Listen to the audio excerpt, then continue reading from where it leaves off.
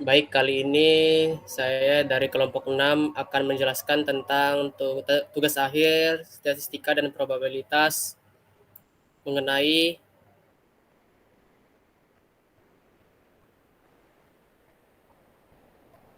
data berat badan. Perkenalkan, saya Muhammad Fatur Rizky dengan NIM D10412210020. Rekan saya adalah namanya Erik Wijaya Lai dengan NIM D10412210041. Selanjutnya ada Gregorius Radi Alfredo dengan NIM D10412210049. Selanjutnya ada Galuh Budi Martaningrum dengan NIM D10412210056. Kali ini kita akan membahas presentasi tentang yang tujuannya adalah untuk memenuhi tugas besar akhir semester 2 untuk mata kuliah probabilitas dan statistik. Tugas besar akhir mata kuliah probabilitas dan statistik ini adalah tugas yang dikerjakan secara berkelompok dengan anggota 4 orang dengan tujuan untuk mendapatkan nilai UAS. Tugas ini memiliki tujuan untuk menganalisis data dari kaggle.com sesuai dengan metode dan aturan tertentu. Ketentuan data yang diambil minimal 50 baris data, kemudian dianalisis menggunakan dua pendekatan uji statistik dengan menggunakan metode analisis bivariate, yaitu metode Pirot test dan simple linear regression analysis, dan melalui analisis inferensial dan deskriptif. Perhitungan yang ditampilkan dalam presentasi ini merupakan perhitungan secara manual dan menggunakan program bahasa R. Sasaran proyek yang dicapai. Di penelitian sebelumnya, ketika UTS, kami telah membahas mengenai data polusi udara di kota besar yang ada di negara India. Kali ini kita akan membahas mengenai data statistik berat badan. Hal tersebut dikarenakan saat ini banyak sekali penderita obesitas yang mengalami gangguan kesehatan. Terlebih lagi pada masa ini, terjadi pandemi COVID-19 yang menyebabkan terbatasnya aktivitas di luar ruangan. Sehingga banyak orang-orang yang hanya berdiam diri di rumah tanpa melakukan gerak yang cukup, yang menyebabkan mereka kurang berolahraga atau membakar kalori dengan jumlah besar. Diharapkan dengan data ini bisa membantu para penyelenggara program diet untuk dapat meningkatkan mutu dan kualitas produknya, sehingga dapat dinikmati oleh masyarakat luas. Itu sebabnya kami memilih data penelitian ini.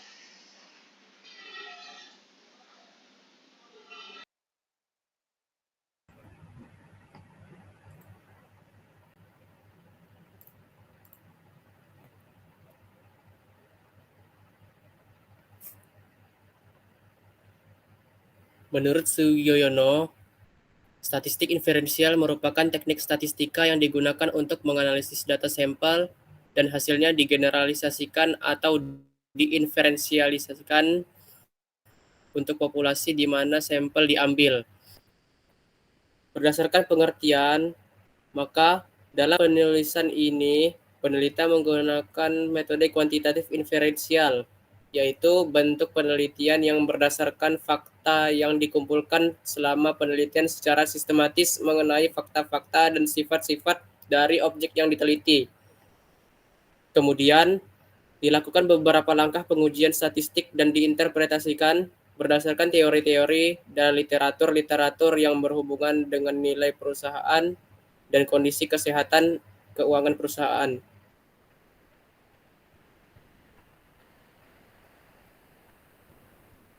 Statistika inferensial. Statistika inferensial dibagi menjadi dua jenis, yaitu non-parametrik dan parametrik itu sendiri. Statistika inferensial parametrik adalah statistika yang mewajibkan populasi data mengandung distribusi dan asumsi yang kemudian dilakukan pemrosesan. Sebaliknya, dengan statistika inferensial non-parametrik tidak mewajibkan adanya kandungan aneka asumsi dan juga distribusi pada nilai sampel. Di samping itu, data yang dipakai tidak memerlukan data dalam jumlah besar atau bisa kurang dari 30 data.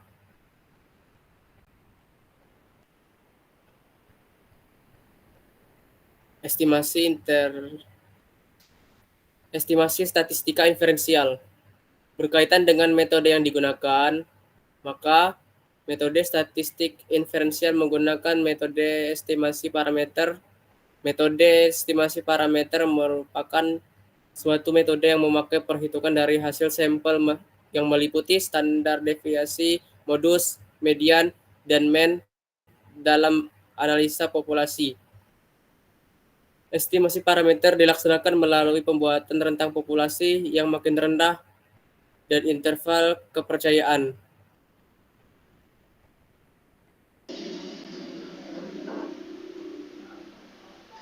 Selanjutnya akan dilanjutkan oleh saya. Definisi analisis deskriptif. Analisis deskriptif adalah metode penelitian dengan cara mengumpulkan data-data sesuai dengan yang sebenarnya. Kemudian data-data tersebut disusun, diolah, dan dianalisis untuk dapat memberikan gambaran mengenai masalah yang ada. Pada analisis deskriptif, data biasanya ditampilkan dalam bentuk tabel, biasa atau tabel frekuensi, grafik, diagram batang, diagram garis, diagram lingkaran, ukuran pemusatan data, ukuran penyebaran data, dan sebagainya. Analisis deskriptif. Komponennya yaitu berbagai metodologi empiris mendukung analisis deskriptif praktis. Alat kerja deskriptif yang paling populer adalah statistik sederhana yang mewakili tren dan variasi inti, seperti rata-rata, median, dan modus, yang mungkin sangat berguna untuk menjelaskan data. Kesimpulan mengenai perhitungan analisis deskriptif. Dapat disimpulkan bahwa analisis deskriptif merupakan pendekatan penelitian yang penting. Terlepas dari apakah peneliti ingin menemukan hubungan sebab akibat antara variabel, menjelaskan pola populasi, atau mengembangkan metrik baru untuk fenomena dasar. Ini dapat secara signifikan berkontribusi pada berbagai penyelidikan deskriptif dan kausal bila digunakan dengan benar. Baiklah, di sini ada metodenya, Simple Linear Regression Analysis. Simple Linear Regression Analysis adalah metode statistik yang digunakan untuk menguji dan memodelkan hubungan antara dua variabel, yaitu antara lain variabel prediktor X dan variabel respons atau Y yang bersifat kontinu. Jadi analisis regresi linear sederhananya bertujuan untuk menentukan sejauh mana variabel prediktor berkontribusi terhadap variasi dan variabel respon. Next.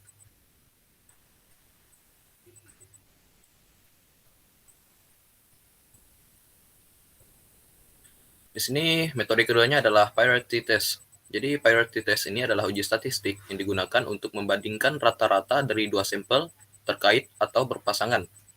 Dan uji ini biasanya sering digunakan ketika subjek atau item yang sama diukur dan atau diamati dalam kondisi atau waktu yang berbeda. Priority test ini mengevaluasi apakah terdapat perbedaan yang signifikan antara rata-rata dua sampel terkait tersebut.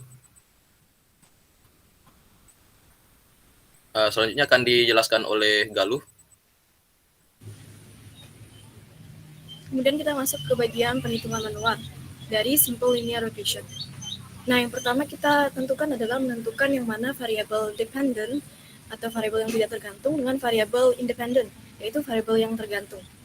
Nah, kemudian kita akan membuat tabel lain lagi untuk menentukan X kuadrat dan Y kuadrat dan juga hasil kali dari XY.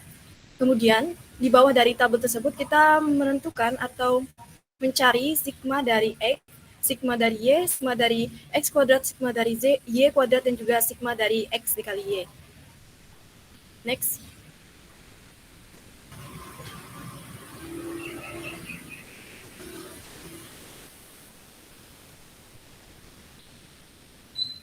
Setelah kita menentukan sigma dari masing-masing tabel, kita akan menentukan konstanta A dan konstanta B. Rumus dari Simple Linear Regression adalah Y sama dengan A ditambah BX. Nah, untuk menentukan nilai dari Y, kita harus mengetahui konstanta A dan konstanta B. Untuk mencari konstanta A, yaitu dengan rumus sigma Y dikali dengan sigma X kuadrat dikurang dengan sigma X dikali dengan sigma dari XY dibagi dengan N, yaitu banyaknya data, dikali dengan sigma X kuadrat dikurang dari sigma X dikuadratkan.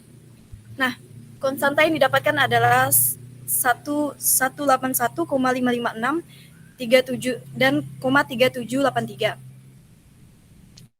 Setelah mencari nilai dari atau value dari konstanta A, kita akan mencari value dari konstanta B.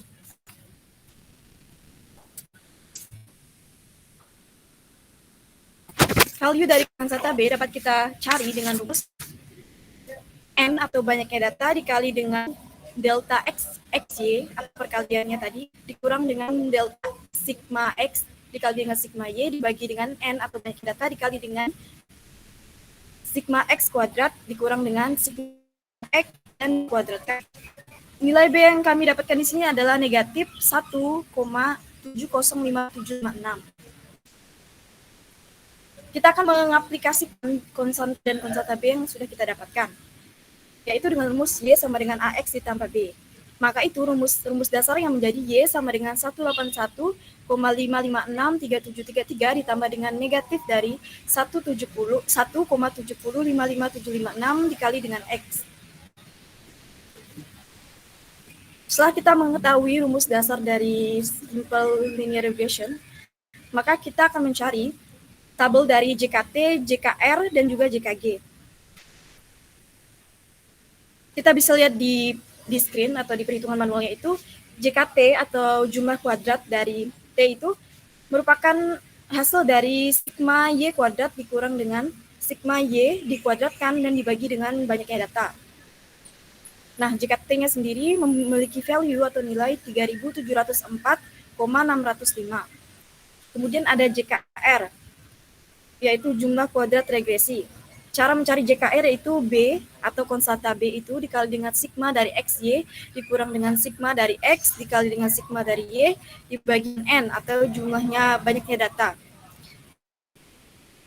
JKR sendiri memiliki value negatif 486,073211132.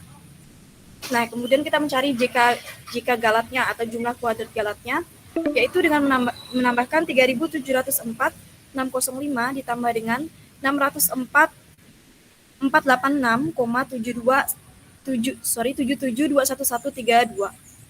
Nah, hasilnya menjadi 608.190,682,211 dan 32.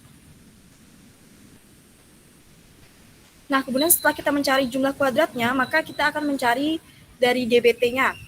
Nah, DBT adalah degree of freedom-nya.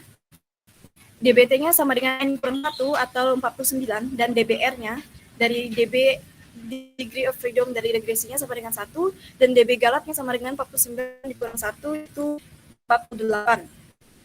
Nah, setelah kita mendapatkan degree of freedom dan juga jumlah kuadrat, maka kita akan mencari F-hitung. F-hitung ini didapat dengan KTR dibagi dengan KTG, yaitu negatif 604.486,0772 dibagi dengan 12.670,392, yang mana hasilnya adalah 47,70,70,72,72 dan 69. Setelah kita mendapatkan F-hitungnya, maka kita akan membandingkan F-hitung yang kita dapatkan tadi dengan tabel signifikan dari 0,05. Bisa tolong ditampilkan tabelnya?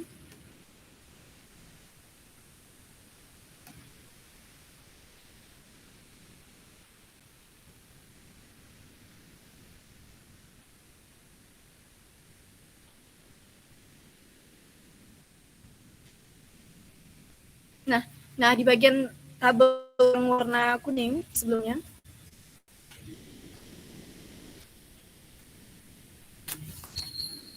kita bisa melihat bahwa signifikasi dari 1,48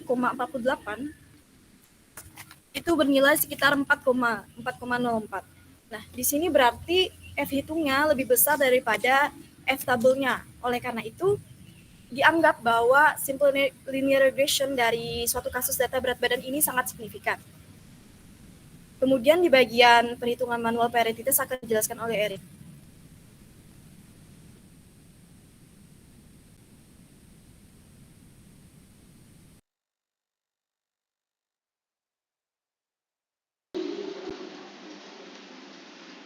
Di sini ada perhitungan manual varieties-nya.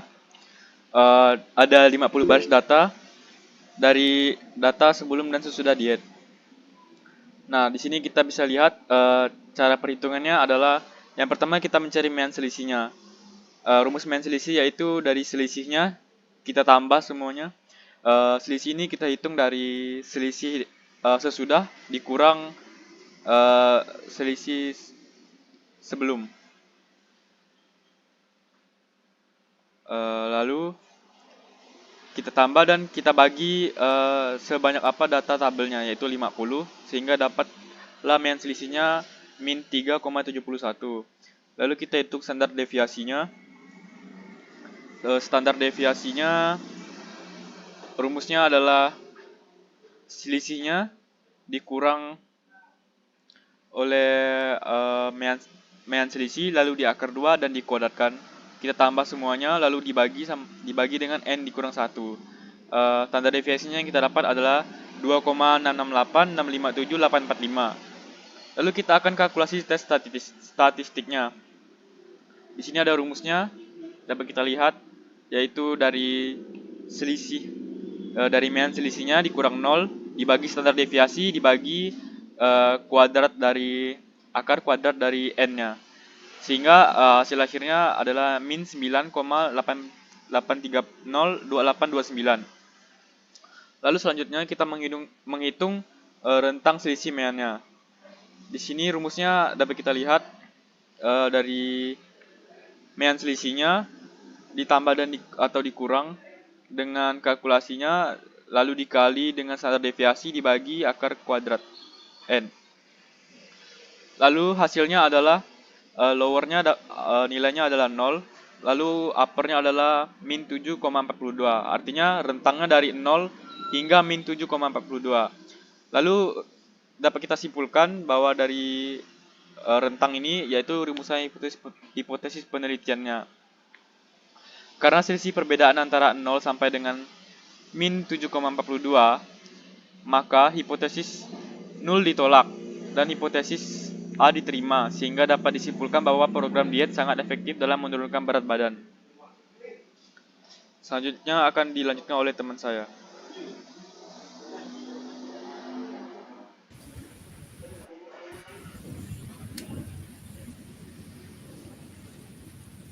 Nah, setelah kita melakukan perhitungan manual, baik dari simple linear regression maupun parity test, maka kita akan mendapatkan suatu hasil pembahasan. Nah, dari perhitungan simple linear regression, kita bisa mengetahui bahwa ingin membandingkan f-table dari 0,05 dengan signifikasi 0,05, 1,48 yang mempunyai value 4,04 dengan tabel hitung yang menunjukkan nilai tabel hitung mempunyai value yang lebih besar daripada f-table, sehingga dapat dikatakan bahwa garis regresi yang terbentuk signifikan, yang artinya variabel X itu dapat secara signifikan memprediksi variabel Y yang dihasilkan. Lanjut. Nah, untuk perhitungan parity test-nya, dari perhitungan parity test ada dua hipotesa. Yang pertama ada hipotesa H sama dengan 0, yang artinya Q1 sama dengan Q2, yang ini menunjukkan bahwa tidak terdapat hasil yang signifikan dari perbedaan berat badan tersebut. Sedangkan ada hipotesa yang satu, yang ini menolak kalau Q1 dikurang Q2 itu tidak sama dengan 0. Berarti Q1 itu tidak sama dengan Q2. Memiliki hasil ini, hipotesa yang H1 ini menunjukkan bahwa hipotesa tersebut menyatakan bahwa perhitungan kita itu tidak memiliki hasil yang signifikan dari berat badan sebelum dan sesudah.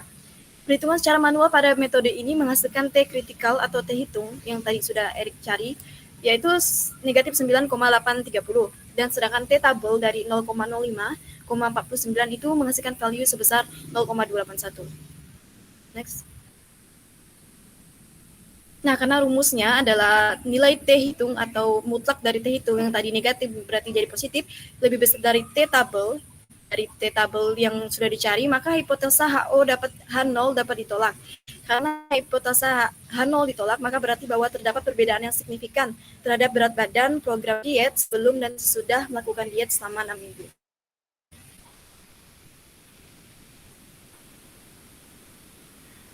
Jadi dari pembahasan tersebut dapat disimpulkan bahwa melalui analisis data statistik berat badan, kita dapat memperoleh pemahaman yang lebih dalam tentang distribusi berat badan rata-rata, variasi, dan outlier dan hubungan dengan variabel lainnya. Informasi ini dapat digunakan untuk berbagai kepentingan, seperti pengembangan program kesehatan, penelitian ilmiah, atau perencanaan kegiatan yang berkaitan dengan pengelolaan berat badan dan kesejahteraan individu. Jadi hasil hipotesa penelitian dari kedua metode perhitungan data tersebut dapat diambil kesimpulan bahwa program diet yang berlangsung selama 6 minggu memberikan hasil yang sangat efektif dalam program penurunan berat badan.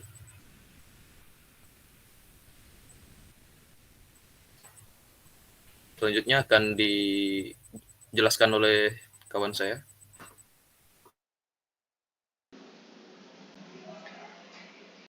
Kesimpulannya, berdasarkan analisis data statistik, ditemukan bahwa distribusi berat badan mengikuti pola normal atau mendekati pola normal. Ini menunjukkan bahwa mayoritas orang yang memiliki berat badan yang relatif dekat dengan nilai rata-rata, sedangkan jumlah orang yang dengan berat badan ekstrim atau sangat rendah dan sangat tinggi cenderung lebih sedikit. Dengan menggabungkan analisis ini, tugas akhir probabilitas dan statistika berdasarkan data statistik berat badan bisa memberikan pemahaman yang lebih dalam mengenai distribusi berat badan, ukuran pusat dan variabilitas, outlier yang signifikan, serta hubungan berat badan dengan variabel lain. Kesimpulan ini dapat memberikan wawasan berharga dalam bidang kesehatan, kebugaran, atau penelitian lain yang melibatkan analisis berat badan. Selanjutnya akan ditutup oleh Galuh. Sekian presentasi dari kelompok kami untuk perhitungan secara bahasa program R akan dijelaskan di makalah. Sekian dan terima kasih.